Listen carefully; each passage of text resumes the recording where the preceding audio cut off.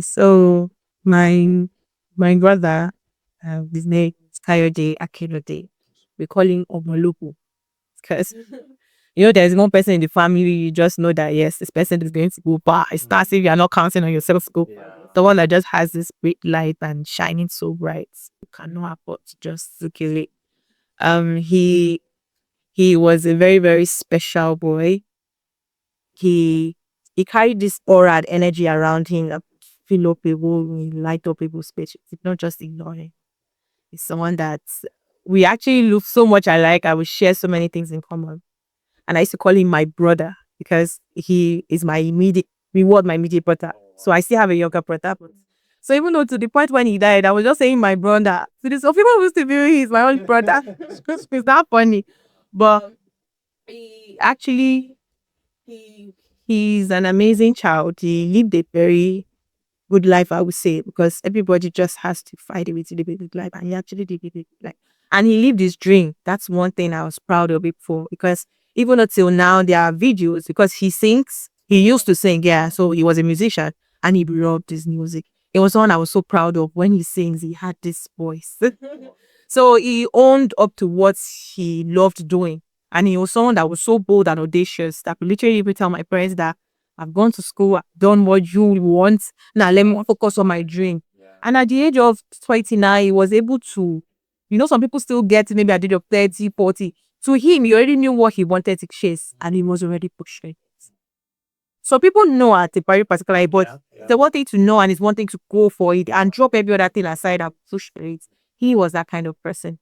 And one thing again about him was he is someone that he says it as it is and he promised to do it. It's just like someone, it's very hard for you see someone that would promise you something because most people fear it's not promising, but being able to feel that promise. Yeah. But he was someone that was already telling my mom, I promise I'll make you proud. Those kind of words were so heavy. And he said those words very easily. To the point that at the point my mom was like, why would you say this and you didn't even know to say? I said for him to say it when he already saw it and he knew it would still happen because God makes everything beautiful at his own timing, not as his own timing. So he was one, he would tell me, at your mom, he called me at your mom. And someone, don't worry, we go make her. Everything will be all right. So he was such a bundle of joy, always lively. His friends, everybody loved him, to be honest. At a point, I was jealous of him when we were very young because he was so bright, very, very brilliant. He was always getting first in everything. Always, he had a very big dream and he was ready to chase it no matter what life brought at him. He was ready to chase it. I told my the last born now that the person in the middle, because he was the middleman, right? Like the person that settles our fight has gone. Now we need to communicate. Because see that I talked to him and he talked to the last one and he now comes to say, okay, So we are it or not? funny how till the last period of when I saw him last before everything happened. He sat with me and I was like, oh, we were supposed to travel. And I was like, let's go together. It's our last born's graduation. Like I said, Atimo, don't worry. You handle it. I trust you. That kind of person that would give it like take charge, do it. And he sat with us that day, the last born, he and we sat together. I was making my hair and that was the last time we three of us sat together. And he was like, oh, everything will be all right. Make it. I'm proud. He told my brother how much he was proud of him. Finishing university and how far we have gone and looked at me. He says things like he doesn't wait to say things. He says it at that point. He says how proud of he said how proud he was of me and he was so expressive of himself and I miss him so much. I miss it so much. Don't let me I can imagine. so much. He was very impactful. He lived a very impactful life, even though it wasn't for too long. I admire how he lived a very impactful life. That's usually something to hold on to, right? When we lose a loved one like that, we are left with the memory of them that matters and how they live and the impact that. I mean, the way you talk about it, I feel like I know him already. And so I can imagine how painful it must have been to lose him. So I wanted to, and then I'm wondering because of that, when you heard, oh, how were you there? Yeah, asked or you were told? Okay. So how did it feel if you were there? If you were told, how did it feel?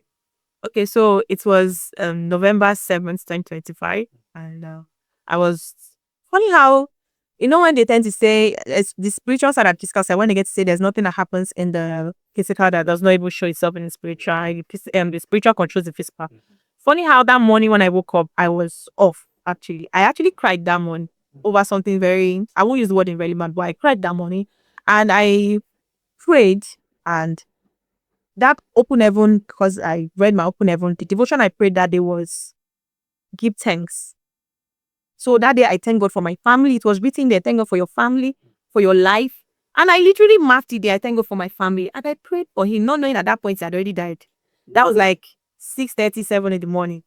So funny how I woke up, I went to work, on my way to work, and I got a call from his friend that was with him at the point he died, that at your mom, our pastor, that Keke has died. So I'm like, are you joking?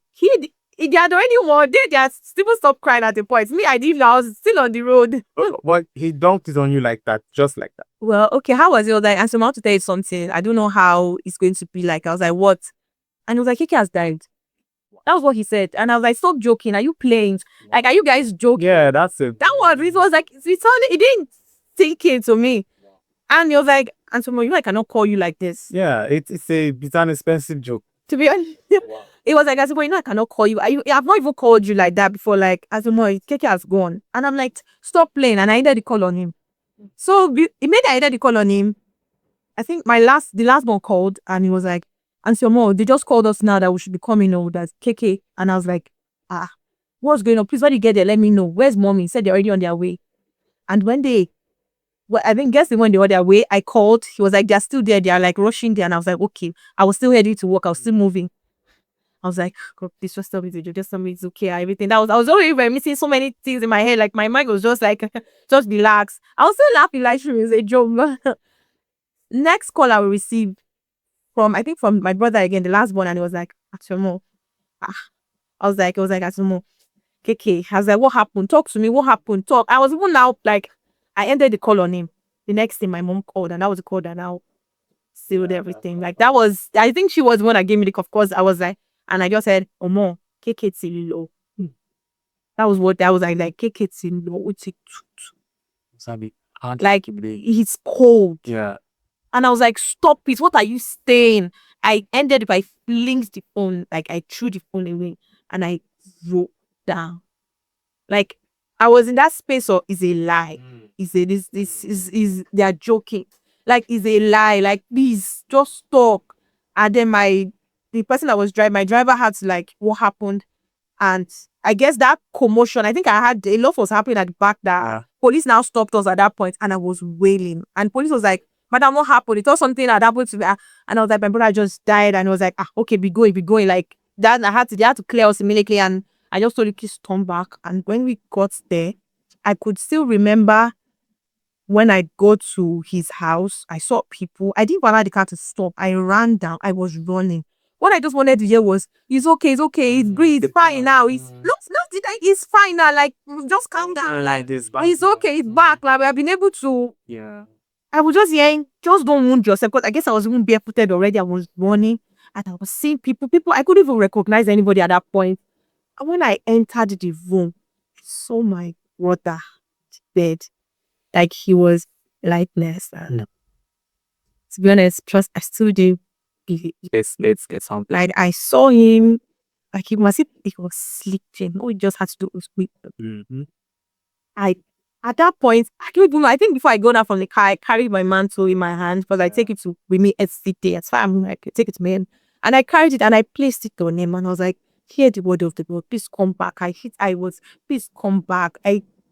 At that point, I was like, who should I call? Like, I had a lot going through my head. But at that point, he was so cold. Like, that was when I got to realize when they say, when you move, there are levels where it leaves. Like, you get to a point whereby you can't call back. Like, I say, hearing different things, and I'm like, why this one? Like, he was so cold.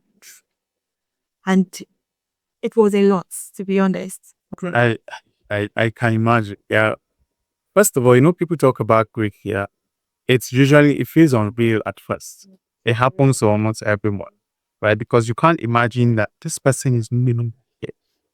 It's something that is very difficult. So When my dad passed, excuse me, my brother called me to give me the news. My younger brother, he's usually a straight shooter. There's no too much emotion around it, and I just called me as a bros. Iroko has fallen. He had to use. I say, what does that mean? He said, that is gone. I said, gone how? Why? But he said, that is gone.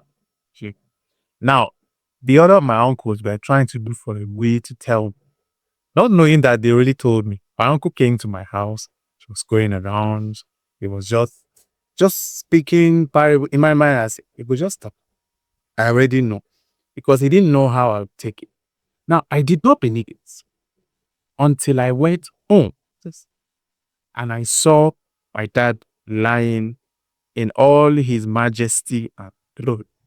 I said, so this man is gone like this. So it's usually unbelievable at first. I wanted to ask you, when you placed the mantle and you were praying, did you feel like God failed you? Did you feel that your faith wasn't good enough or that God did not show up? Okay, at that point, funny how at that point when I got there, I didn't thought the month was coming to an end. Immediately, I realized he had gone, and I'm like, okay, who is going next? Like, what is happening? Like, is it the end time? That was how I felt. Like, a lot of emotions were pushing through me about this. And at that point, fine, I started speaking the word of God because that's literally one of the only things I know confidently. And I started speaking the word of God. People also, because I come from a prayer family, I'm the pastor, I have pastors around me. People, pastors came and they were praying for him, playing videos of prayers, tongues.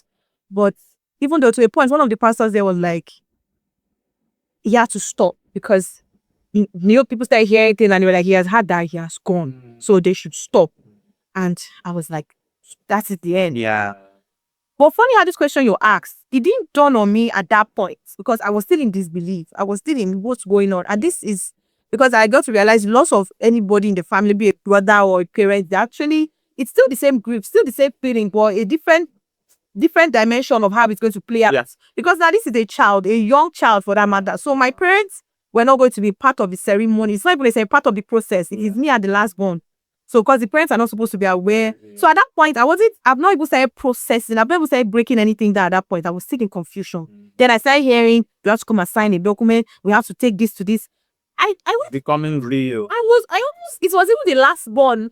And he has to like man up at that point. He needed it that he took the position of our late brother and he stood and he was like, okay, he was the one that followed them to the hospital for them to proclaim and pronounce him dead. He was the one. I just stayed. I was just looking because I could not. I was just looking. People are now coming. I'm so sorry. And I was like, the next thing I came up on the mouth is, this is not what we're supposed to be saying. It's supposed to be congratulations. Why are you telling me? And for someone like me that is very bold and audacious with my word, I was speaking to them now. What is going on? Why are you saying this? This is not what I want to hear. And people were just looking at me and I was like, what's going on? Like, why? It was unbelievable. So to answer your question, at that period of that day, we had to like do the whole preparation and immediately take him to go and bury him in because our parents did follow us. So it was just me and my friend and they all came, they started coming and we went straight. So it was when we got back home and I sat down and I had people around and church people and they were so sorry. And I started hearing God, it's like he's aware of this. That was when I was like, eh. Wow. So that That was when he now talking that waiting. And to be honest, that's why when you stay in the midst of believers, you're at that point, your mind starts shifting in so many ways, and you're like, so you knew you allowed this to happen. When you now hear, you cannot question God. Immediately that thing comes up, but you cannot question it. You cannot, and I'm like, I'm really asking a lot of questions now talking. I'm like, why? Why would you do this? Why did you allow this happen? And I said, here, you cannot question him. And let me be very honest with you. That period, he died on the 7th. That period, I could not even, so sorry. I could not even say a word. I couldn't even mutter a word of prayer. I couldn't even say anything. People were coming to pray. This I was just looking. And I'm like, are you serious? Like, there's this saying in Yoruba, you say, and one, that kind of thing, that they wouldn't bring people, when people come to visit, they put their slippers outside. But apart from when they're playing football in your house, the only reason why slippers will be that much, that's the kind of that I can try to explain to you. So you're able to understand that part of like, and I was like, so a October story. And I was thinking, why? What is this? I felt, I felt, as someone that I take too much, to be honest, I take, some people tell me how you can be so proud because I have this where I boast about my siblings, my family. And I felt disappointed. I felt embarrassed that I like, why is this happening to me? That if not you, who else did come? Because at that point, I'm like, why now? Why does it have to be me? Because his death came as a shock. So it's not something we prepared for. Like, okay, he was on the sick bed, we're nursing it. And I got to hear, oh, if it had happened, it's even worse. That we'll be looking for money, blah, blah, blah. And someone even said, okay, it was my dad. But he too had to like man up when he was also in pain. And he was like, it mentions something that is the child you see die, like see in front of you is better than the one you don't even know his whereabouts, and they just say they can't find his loved one, and they're not even sure if he's dead or not. So any call you receive, you're like, is it the one? Any missed call, any unknown number, any it was not at rest. It's not at rest. And I'm like, I'm even looking at him. My mind is still not at rest. So you cannot like it's so my spiritual life, let me be very honest, it was shaky. It's actually I couldn't even mutter a word of prayer at that point. I don't know. Oh, it would shake you. So there's this thing that people do. They want it to be performative, right?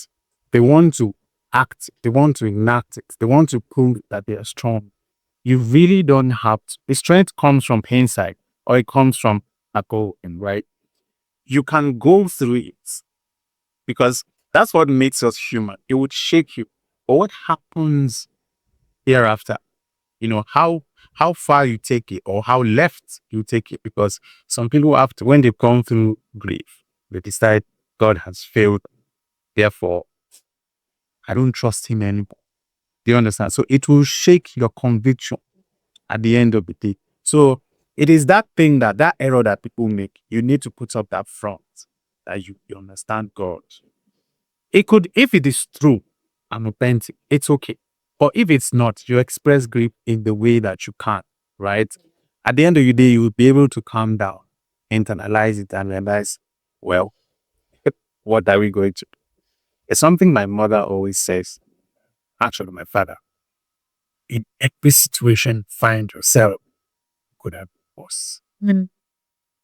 You know, at that point, I remember I said, so what What's and this? That is it, like, come on. was?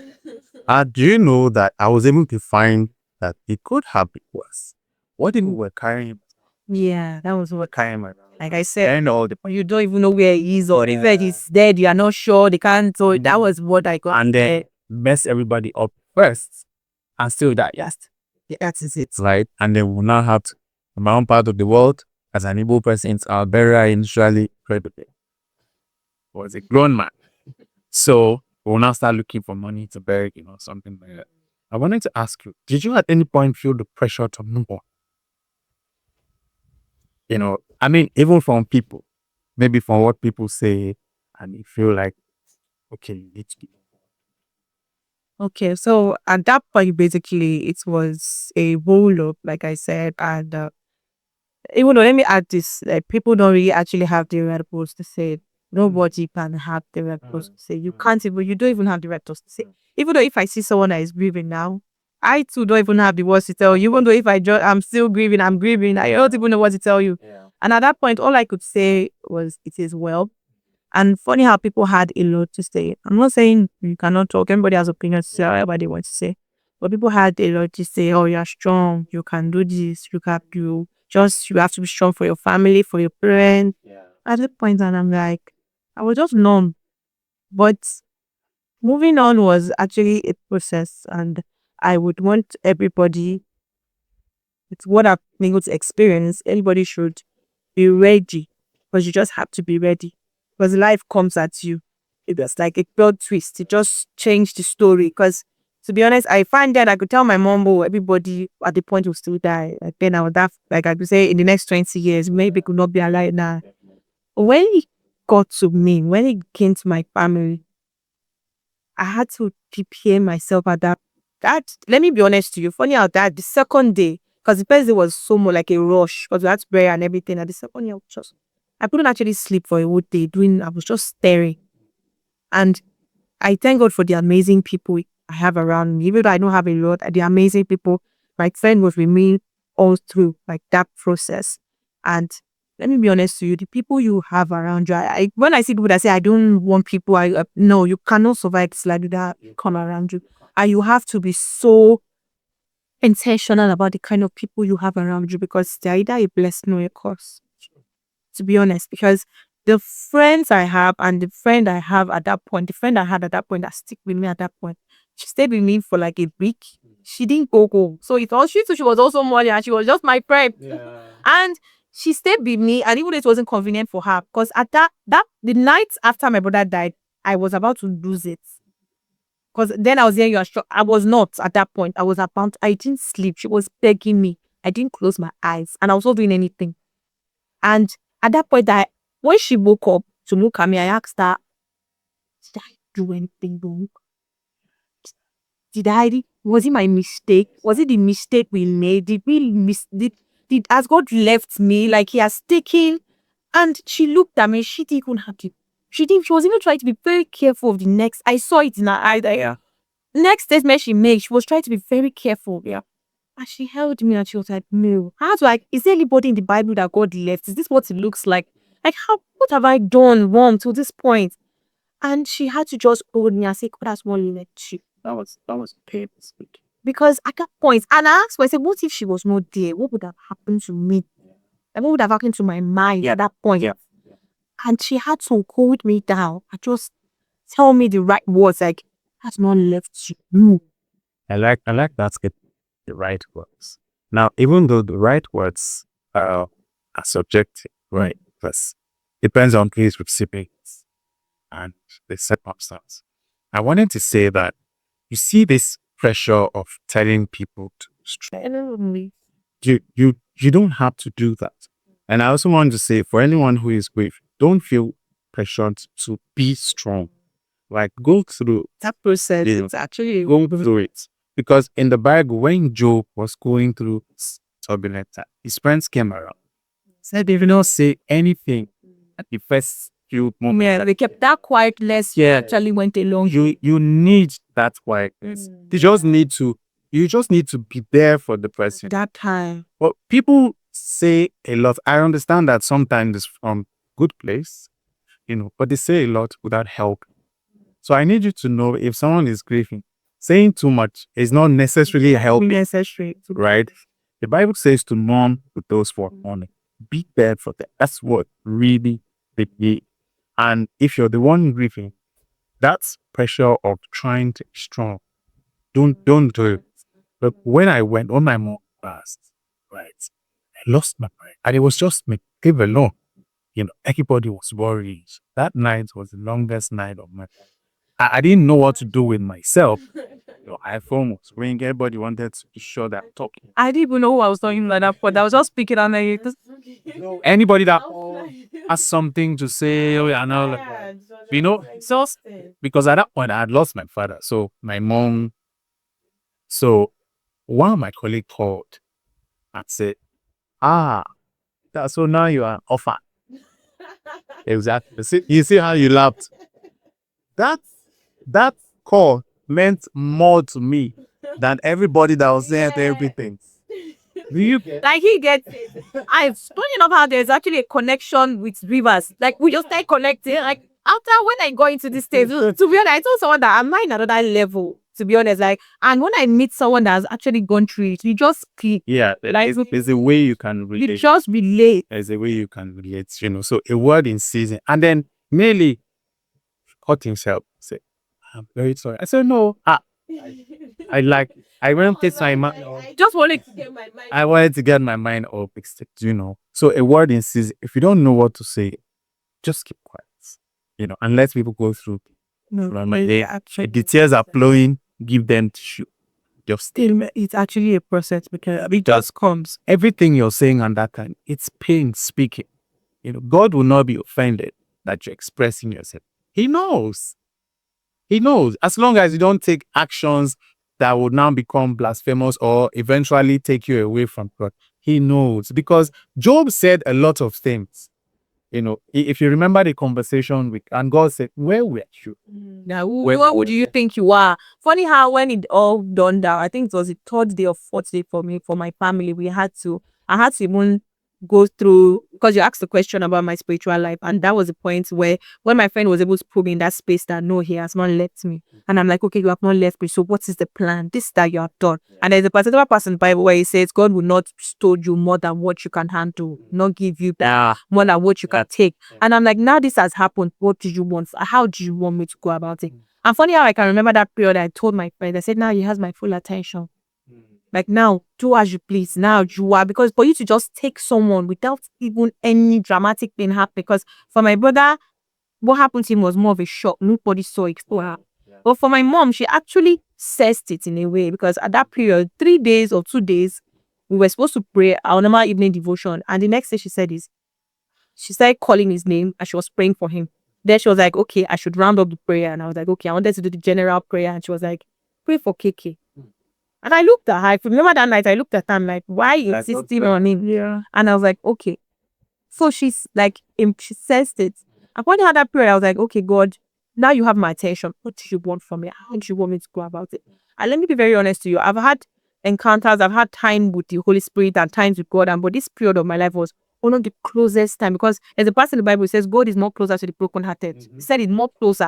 He's close to everybody. He's closer to everybody, but he's more closer to the brokenhearted, because at that point, you feel nothing, everything. Like, I think that's even anything he says, you even hear it clearly because you are just numb. Yeah. And it's actually a very long process, because I skipped days. I didn't even know what was happening at a particular point. I was asking someone, today is what? Like, I didn't know well what was what at that point. I was skipping days. And I got to read this book, The Power of the Mind, by Pastor Chris. There's a particular book, Power of the Mind.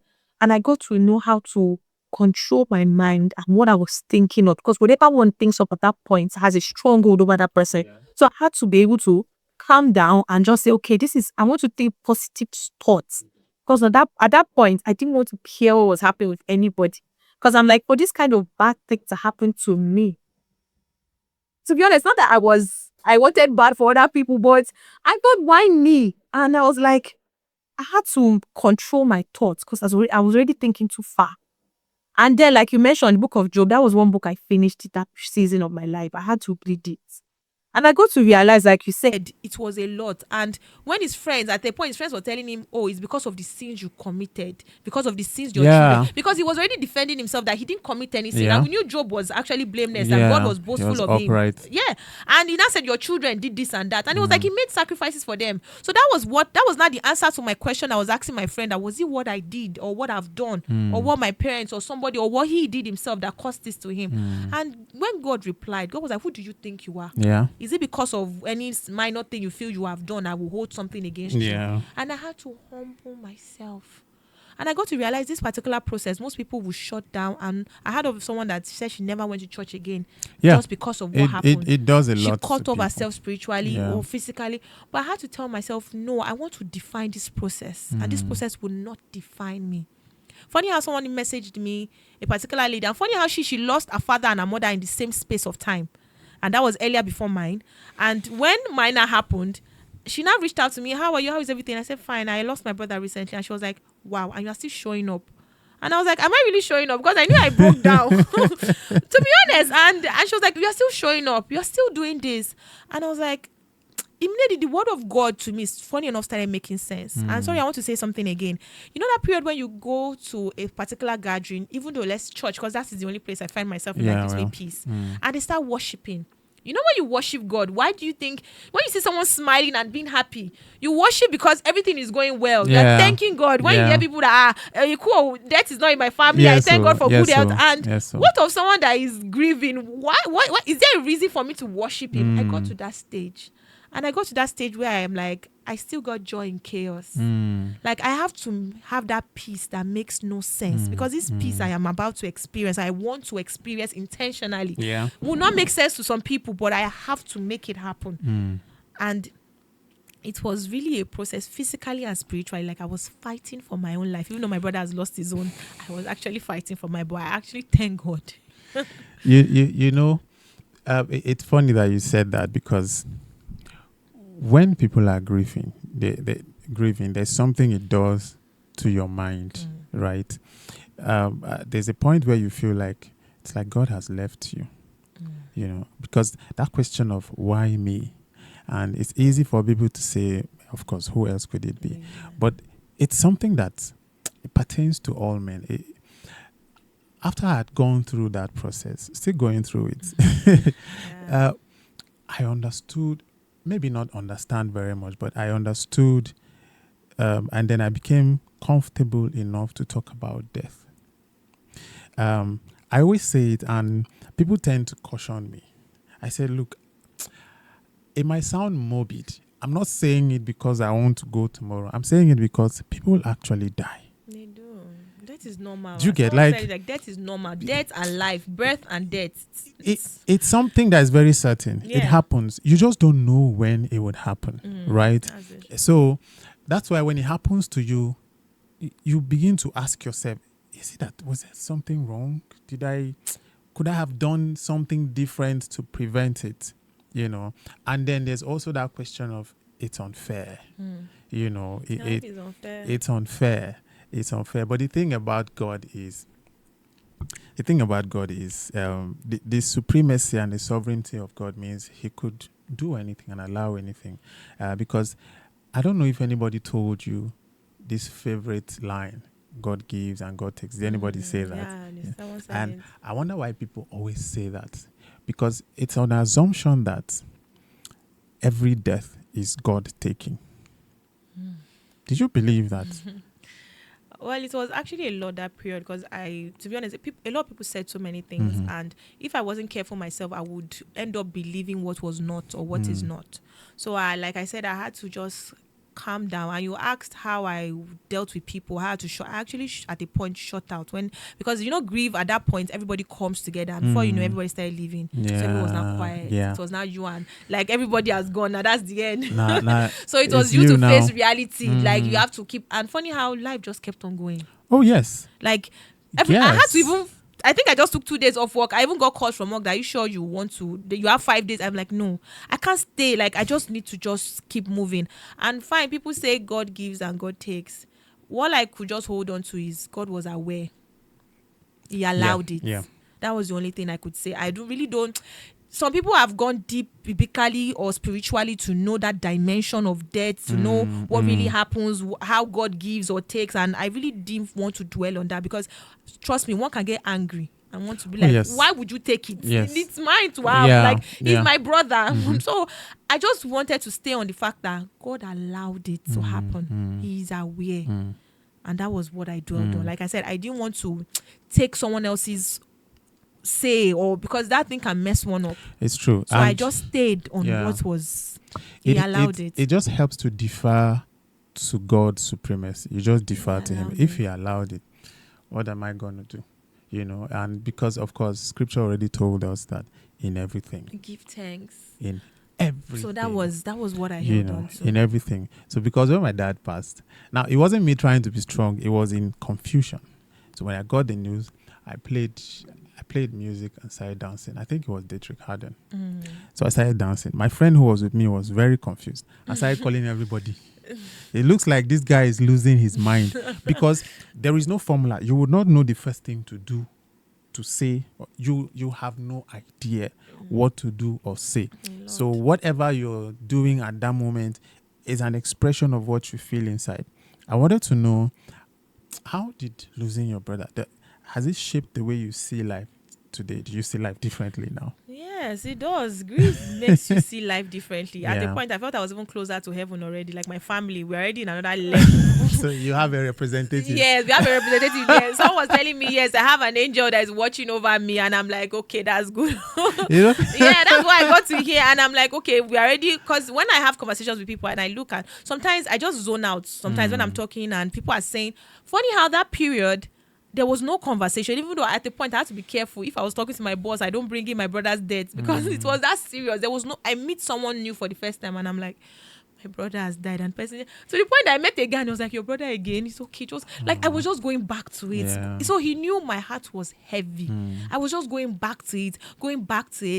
And to that point whereby I was like, God, you just have to help me, to be honest. To be honest, it was actually a lot. And I actually didn't want what happened to actually affect my life, even though it was going to define it, how it was going to move on after that point. And to be honest, grief is more like a wave. It doesn't change. Your life changes, life moves on, but grief will just remain the same. Even though yours that has been like years back and mine that is just 5 more, we still share the same pain, the same feeling. Funny how on Thursday, I was in the office. I was fine. I've been working, doing a lot. Yeah. And I just sat down, and it was actually something that triggered it. I saw my brother on a t-shirt because I had to I made a t-shirt. Oh, okay. And I wanted to dress up for work. And I saw the t-shirt and I was like, you are now the one in a t-shirt. Yeah. I said that thing. I didn't know what it has done to me. Yeah. I picked my outfit. I dressed up. I got to the office.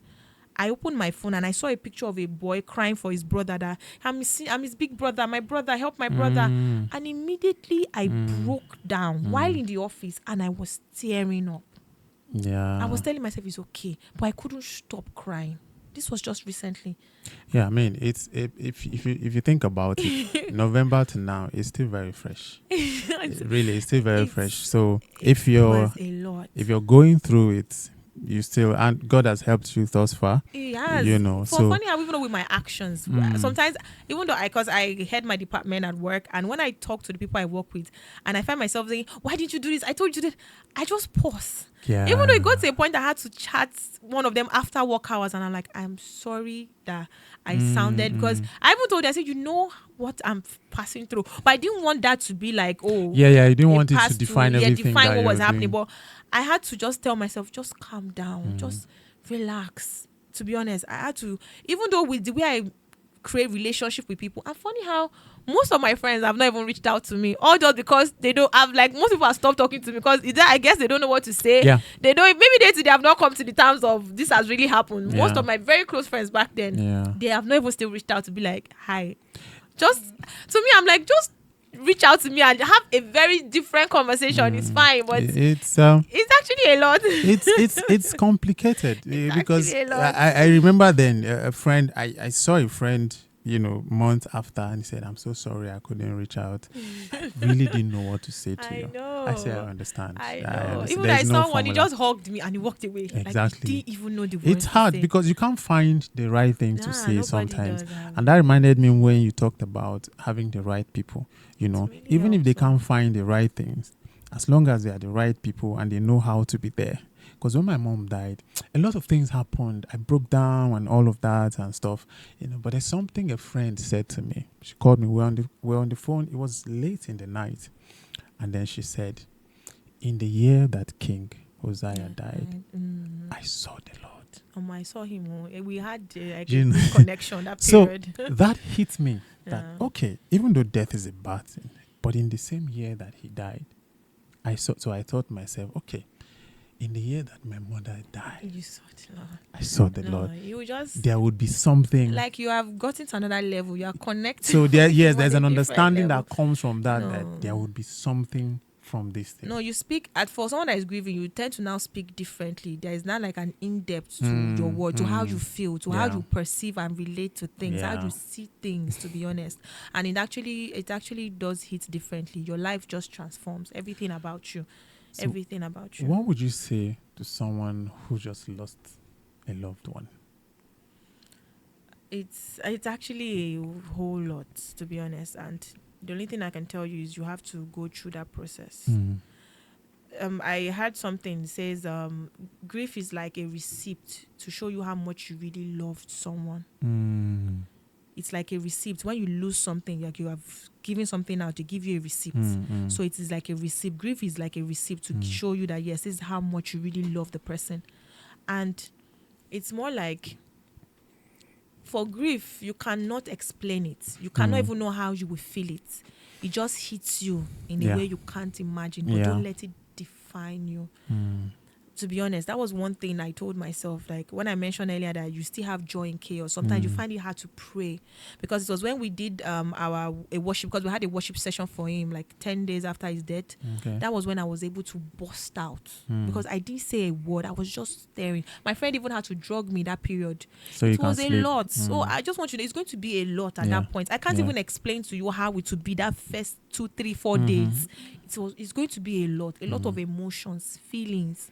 But just hold on to God, because He is the only one that understands.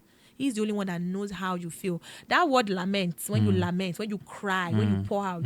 I got to realize it's in that book of Lamentations in Yeah. the Bible. Yeah. And I think it's Lamentations 3:22. It says, the steadfast love of our God never Never ceases. cease. Yes. It never ceases.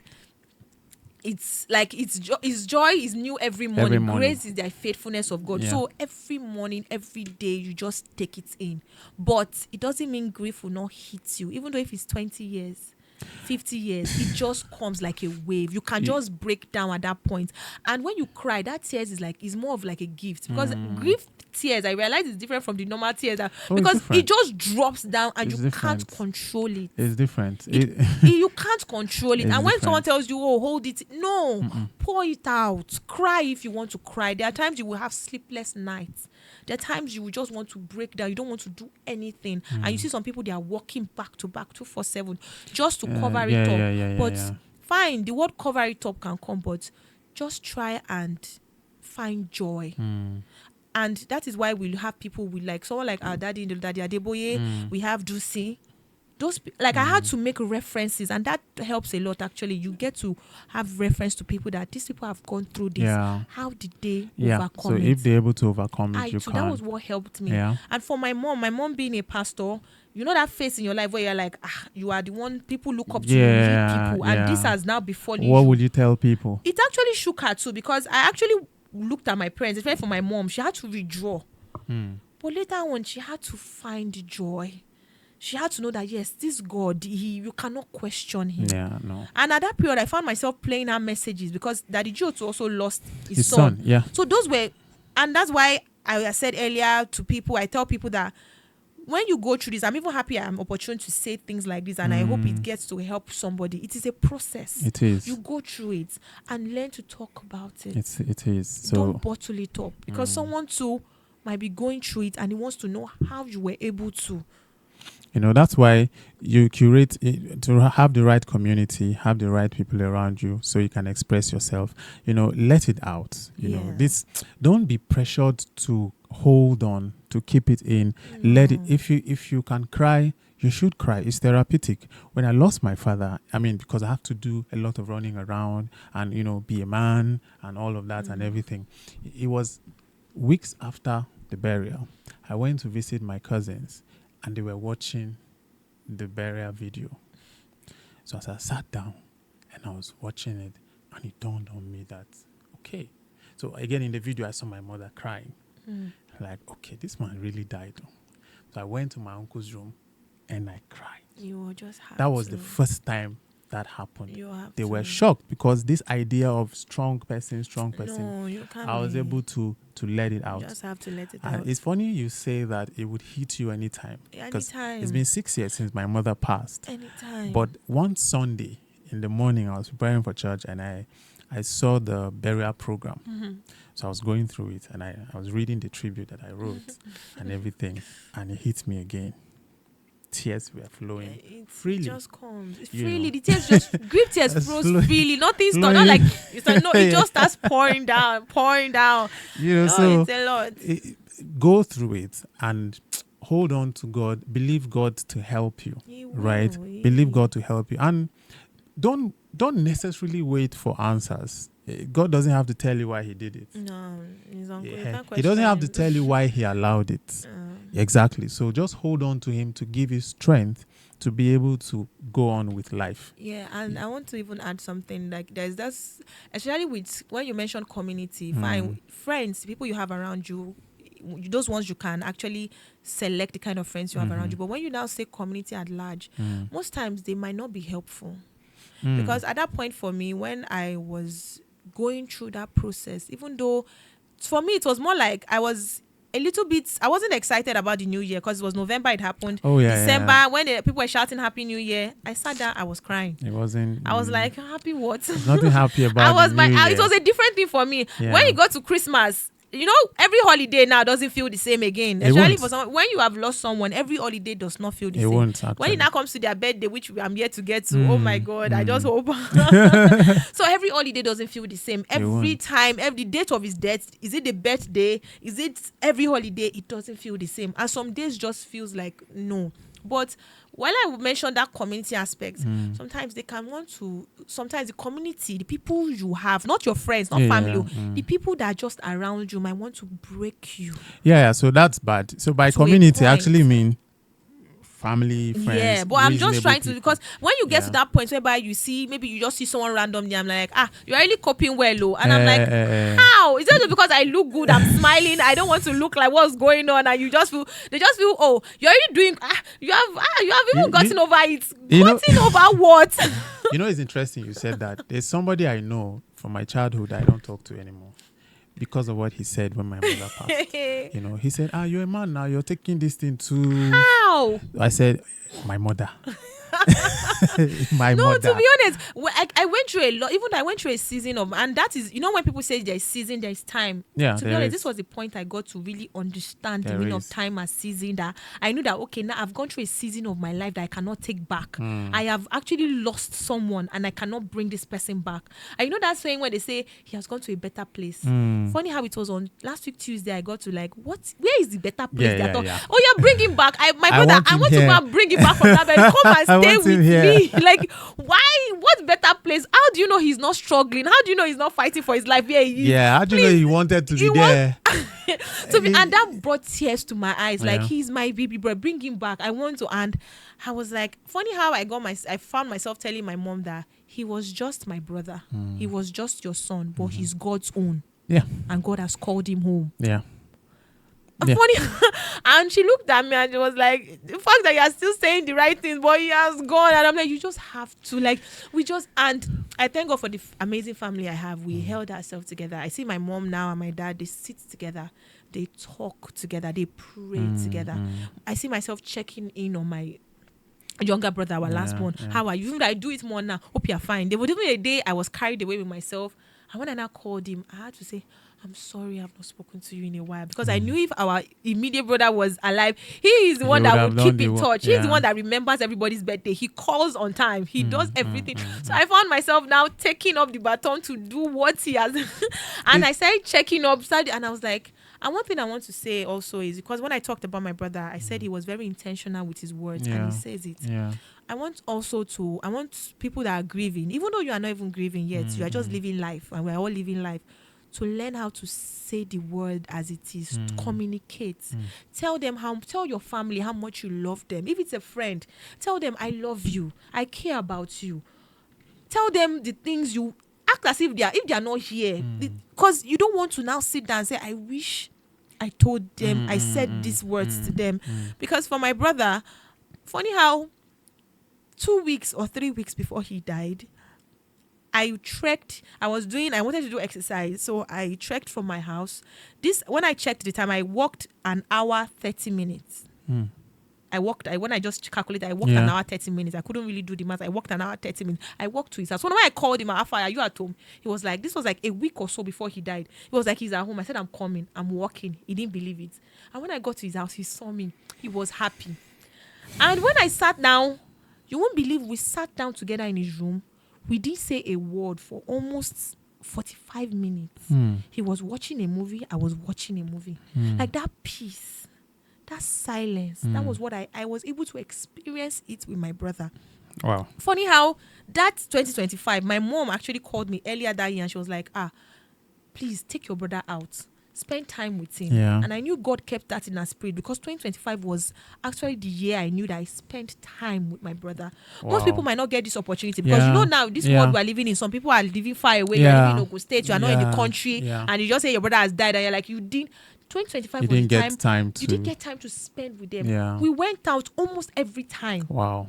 We Wow. go to a point that when I go for weddings and he goes with me, they literally think he's my husband. I even met a friend, a guy then, and he was like, are both of you cousins? And the resemblance is striking. at, like, He wanted to talk to me, but he saw my brother all manly and all, and he was like, are you guys twins? And we're like, no, we are siblings. wow. And he was like, oh, when I called that person, this particular person I talked about, I said, the person you said we look alike has died. He was shocked. So what I want to say is, tell people how much you love them. Communicate with people. Yeah. Even though your parents, tell them how much you love them. Yeah. You know, It goes a long way. that seems difficult for people, but yeah. I wanted to, as we wrap up, I wanted to ask, is there something you wish people would know about supporting someone who is grieving? You know, beyond telling them, be strong. Is there something you wish people would know? You know, with the experience you had now, with what you've heard people say, are there different ways that you wish people would know how to talk to people or support people that are grieving? Well, what I would just say is the word "be strong" is please, maybe to me it's not the right word to say, because nobody can actually be that strong. It's not. But all I would just say is just be there. If you can't be there physically, be there. You can even give the person a hug and let the person pour out. Let the person be, because the person is the one carrying the weight. Yeah. It's not you. Yeah. Let the person drop it off. The person is the one carrying the weight. Let the person express how they feel. If the person wants to cry, let the person cry. But just know that you don't have the right words to say. Yeah, very You important. don't have the right words to say. Very important. You know, You can just pray for the person. Yeah. Intercede for the person. Yeah. Just check up on the person. Do you not, even though that question of do you need anything? Yes, I need everything. I need my brother back. Yeah. But just okay. You can't give me what I If you want to need. send, just do what you want to do. Yeah. So that question of do you need anything? What can I do for you? You can do everything in the world for me right now. Just do what you want to do. Yeah. Yeah. Be there if you can be there physically. Hug the person, because at that point when I was even grieving, the question of what do you want to eat, nobody could ask, because I didn't want to eat anything. But they were just bringing things. Yeah. They were just doing this is here. Just do what you want to do for that person. If it's a hug the person. At that point, the person is not thinking of what you do, because I'm not holding anybody accountable to anything. Yeah. So don't feel like no, I have to. I need to ask? I don't know. Just be there, and if you can't be there, just pray and intercede. Because I don't imagine that someone can actually tell you they need this at that point. No. I've never been in a place where somebody answered that question. So I feel that question is a bit performative. Like, I'm grieving, I'm crying, and you're asking me, do you need anything? If there's anything you think can help, just do it. you know, you do it. Just I've do not it. eaten, bring food, Just beg do me it. to eat. Thank you. Don't ask me, do you need Do you anything? want to? I need money. I'm going to Just do do burial. it. Send me money. Thank you. Just say Send me money. You get So it's performative. just do it. It's That is just performative. it. Send me money. And I want to even say to people that either you have lost a parent, because that is another dimension on its own. You have lost a sibling, that is Yeah. another experience on Yeah, its own. You have yeah. lost a child. You have even lost a friend. Yeah. Some yeah. people, it's a process, and God And- will carry you through that process. Yeah. You know, another thing also I want to say, for someone who has lost, this is an unfortunate thing to say. Someone who has lost a lot of loved ones, it does something to you that it can make you numb. Don't let it get to that point. It's not a good thing. Even though hatred now starts coming Exactly. in, That's and the you will point feel I the was- root, so don't Yeah. even worry. You're not a bad person. We are not bad people to feel. You will feel the root of that Yeah, hatred. Even though I think yeah. at the point I even muted everybody from my status, because I didn't want to see anybody's achievement. I didn't want to see anybody's birthday. You can't even come and message me and say you did not greet me on my birthday. Are you joking? Yeah. Yeah. Like, I'm not happy. What is happy about your like, I felt that's like self-centered at that point, but I told myself, no, this cannot define me. Exactly. That's what I wanted to say. You need to fight it. It will do something no. to you. You'll start feeling like if you lose your own, everybody can lose theirs. You don't care. You know, it does something to you. And then on the flip side, it also does another thing to you, that arrogance that you feel that because I've been through it, I know what to say. No. You don't know what to say. So don't allow that arrogance and don't allow that numbness. You don't know what to say. Keep quiet. say sorry. The best you can say is say sorry. Don't say, you know, I've Money and they lost will still this. talk, but Yeah, but it's the main something to thing learn. is, There's a way to support people who are grieving. Be there for yeah, them. just be Be there. there. Don't make them feel like they're not strong enough. Just act. You know. Just be And there. last question, right? Did you ever feel misunderstood? Like these people don't understand, Yeah. you know? And how did you wrap your head around? Because sometimes people, like I told you, a friend of mine, I don't talk to him anymore. I don't think he is. I felt that was a wicked thing to say. I lost my mother, and you're telling me that I'm doing too much because I was posting on my WhatsApp. There's no, I didn't know what to I do. go see, I can relate this posting as in immediately it happened to me. I think most people got to find out through me because at the point I felt like I could take a mic and shout to the whole world that my brother has gone, Yeah. help me. Like Yeah. I was posting back to back, like someone random. This thing you just said, someone random on Facebook just said, "Sister, the way you are posting like this, take it easy." And I was like, what? Yeah. And it was actually a whole lot. I was posting back to back. I was trying to announce. I was literally calling, Keke has gone. Keke has gone. People were like, it's a lie. I would just call the call. Hello, Keke has gone. And it was because I was still, I think those period were me trying to accept it as happening. Yeah. I went to like gather all our old pictures back and I was just posting. I was announcing. And fine, people were saying a lot. I could remember someone telling me at that point because I do a lot of talking. When I'm stressed and sometimes I like talking a lot. And I was talking. Funny, I was even finding myself telling people, it is well.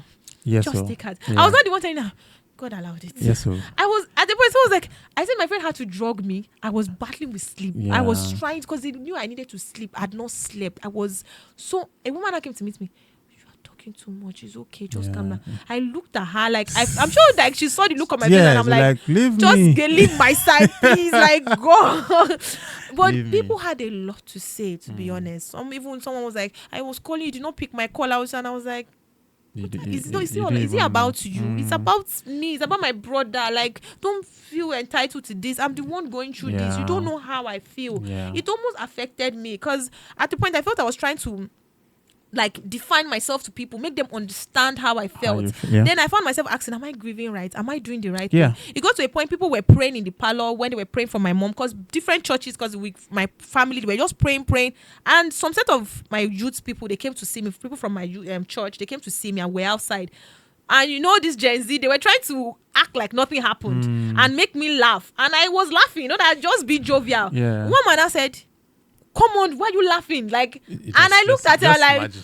I cried. You Just are asking why am I crying? Now I'm smiling. And Just you're like, imagine. what? Like, do you want to control my emotions? Just imagine. So I had to tell myself, no, you cannot I wasn't looking at it from perspective of, oh, I have to be strong or I want to be strong for my siblings or parents. But I had to say, I won't let what they are doing define me. I will take it through my own process. And God helping me. God has been faithful. Thank you. I think that's a fine way to leave it. God has been faithful, right? Please, if you're grieving, don't feel pressure to move on too quick, and don't feel pressure to be strong.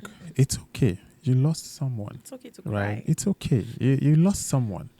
It's okay to cry. Feel it, Hold on to God to help you. Go through the process. Try to live. Life is for the living, right? But feel the emotion and go through the process. If you need to cry, please do. Don't feel pressured. And please don't pressure people to be strong, right?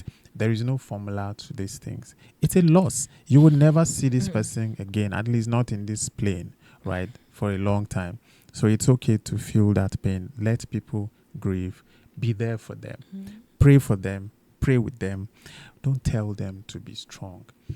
My auntie, one of my aunties, when I lost my mother, I was telling her on the phone, I said, Auntie, my mother is gone. She said, what's happening? What's this happening to your voice? Be a man. Be strong. You'll be like, you want to faint. Yes. What do you want people? So, the funny thing, when I now traveled to Enugu, I went to her house. When she saw me, she broke down. She started wailing. Her husband now said, go inside. So the person you said not to cry, you are wailing in his presence. What do you want him to do? So thank you very much, Lade, for sharing.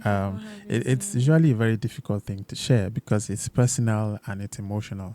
But I like the way you carried it gracefully, even though it hasn't been long. And I pray that God would help you to go through it, right? I pray that God would help you go through it. He will, if some of us can cope, that's how I always say. Like I said, there's no right thing to say, but if God has helped us to cope, He will. I buried my mom and my auntie the same week. But that's a story for another day. Thank you so much for sharing, and thank you for watching, everyone. Please do well to subscribe, share, like, comment, whatever. Thank you so much. Thank you, Lade. Thank you. All right.